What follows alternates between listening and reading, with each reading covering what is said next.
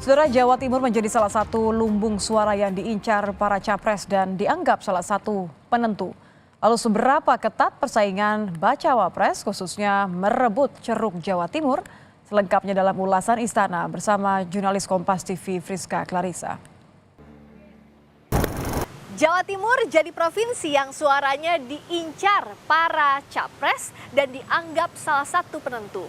Pasca Anies Baswedan meminang Muhaimin Iskandar, Gubernur Jawa Timur Khofifah Indar Parawansa masuk bursa cawapres pendamping Ganjar dan Prabowo. Ada pula nama Mahfud MD, Erick Thohir, dan Sandiaga Uno. Seberapa ketat persaingan para bakal cawapres khususnya dalam merebut ceruk suara Jawa Timur? Lengkapnya dalam ulasan Istana bersama saya, Friska Clarissa. Ketiga bakal calon presiden, Ganjar Pranowo, Prabowo Subianto, dan Anies Baswedan berebut lumbung suara, salah satunya Jawa Timur. Bakal capres Anies Baswedan telah terlebih dahulu menggait Ketua Umum PKB Muhaimin Iskandar yang punya basis massa di Jatim. Sementara nama Gubernur Jawa Timur Khofifah Indar Parawansa dilirik kubu Ganjar dan Prabowo. Di sisi pengusung Ganjar, Khofifah pernah terlihat berbincang akrab dengan Ketua Umum PDI Perjuangan Megawati Soekarno Putri Juli lalu. Khofifah disebut-sebut menguat sebagai bacawa pres pendamping Ganjar Pranowo. Ada pula nama Menko Polhukam Mahfud MD. Ketua DPP PDI Perjuangan Puan Maharani menyebut PDI Perjuangan mempertimbangkan Mahfud dan Khofifah karena keduanya memiliki suara yang kuat di Jawa Timur. Ya apapun kan Pak Mahfud dan Mbak Khofifah itu memang dari Jawa Timur kan, jadi memang mempunyai ceruk suara masing-masing. Ya itu juga menjadi pertimbangan dan tentu saja calon presiden yang ada mempertimbangkan hal tersebut, termasuk PDI Perjuangan. Khofifah juga masuk dalam radar bacawa pres pendamping Prabowo. Usai forum silaturahmi bersama ulama Nahdlatul Ulama Jawa Timur di Surabaya, pengasuh Pondok Pesantren Al-Falah Peloso Kediri, Muhammad Abdurrahman Kautsar atau Gus Kautsar bilang, Khofifah jadi salah satu calon pendamping Prabowo sambil menunggu restu Jokowi dan para kiai. Ya, beliau jelaskan salah satu nama dari beberapa calon wakil presiden yang akan beliau ajak adalah itu, tapi pasti akan menunggu restu dari Bapak Jokowi dan para kiai tadi. Namanya dilirik para bakal capres, namun Khofifah masih enggan berkomentar soal dirinya masuk bursa cawapres. Ibu dicari Pak Prabowo sama Ganjar. Gimana Bu? Makanya aku mau mundur ada Pak Presiden. Dan Ibu hari ini senang banget nyebut kata presiden ya Bu ya? Supaya sama ndak tanya maksud. Sementara Mahfud MD mengaku telah bertemu Ketua Umum PDIP Megawati Soekarno Putri.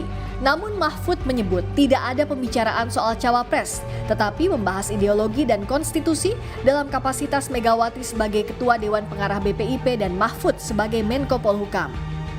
Bermacam-macam karena saya kan beliau kepala pengarah BPIP, saya Menko Polhukam, itu ada kaitannya ideologi dan konstitusi. Kalau bicara dengan Bu Mega ya urusan ideologi, konstitusi gitu aja.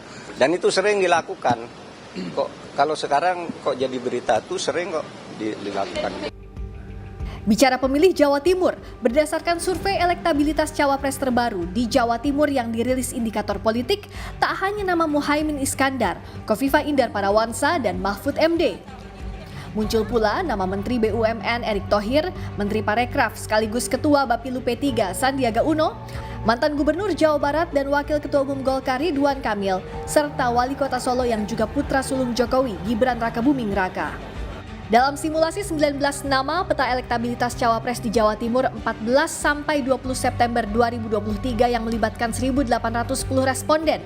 Erick Thohir 17,2%, Khofifah Indar Parawansa 15,1%, Mahfud MD 11,5%, Ridwan Kamil 9,2%, Sandiaga Uno 7,1%, Gibran Rakabuming 5,5%, dan tidak tahu atau tidak jawab 15,2%. Kalau kita tanya kepada warga Jatim secara umum, ya, mereka 1.810 responden itu mengaku akan memilih Erick Thohir sebagai cawapres. Peringkat pertama dengan selisih 2%, ya, tidak terlalu signifikan. Itu Mbak Khofifah di peringkat kedua, kemudian peringkat ketiga Mahfud MD 11,5%, bahkan Ridwan Kamil ya menempati suara di peringkat keempat di Jawa Timur. Kemudian Sandi, kemudian Gibran, kemudian Muhaimin Iskandar. Indikator juga memotret spesifik elektabilitas cawapres untuk Ganjar di Jawa Timur. Khofifah 18,5%, Ridwan Kamil 13,5%, Sandiaga Uno 9,6%, AHY 6,5%. Sementara elektabilitas cawapres untuk Prabowo di Jawa Timur, Erick Thohir 22,7%, Khofifah 20,6%, Gibran 9,7%, Muhaimin Iskandar 4,4%, Erlangga Hartarto 4,4%. Sementara itu, Direktur Eksekutif Poltreking Indonesia Hanta Yuda menyebut Jawa Timur jadi salah satu lumbung penentu selain Jawa Tengah dan Jawa Barat. Faktor non kuantitatif yang dipertimbangkan seperti tadi Priska tanyakan, faktor siapa di NU dan seterusnya, selain faktor kuantitatif. Karena Jawa Timur, kenapa Jawa Timur penting? Karena Pak Prabowo basisnya Jawa Barat. Menurut saya siapapun wakil Prabowo, siapapun wakil Mas Ganjar, Mas Anies, sulit mengalahkan Pak Prabowo di Jawa Barat. Prediksi saya pemenang Jawa Barat tetap Pak Prabowo. Situasi hari ini per datanya. Sebaliknya di Jawa Tengah, siapapun wakilnya Pak Prabowo maupun Pak Anies itu sulit mengalahkan Pak Ganjar Karena memang basisnya paling kuat di situ ya. Berada di Jawa Tengah. Nah, karena itu, karena ada 3 provinsi lumbung penentu, Jawa Timur menjadi yang disasar oleh Pak Prabowo maupun Pak Ganjar konteks ini. Apalagi Pak Anies sudah caimin dari Jawa Timur. Jadi itu yang menyebabkan Jawa Timur menjadi penting. Jelang pendaftaran, para capres makin gencar incar lumbung-lumbung suara. Cari cawapres moncer harus dilakukan, tapi menggaungkan politik damai di tengah tingginya suhu juga jadi keharusan. Priska Clarissa, Sultoni, Kompas TV, Jakarta.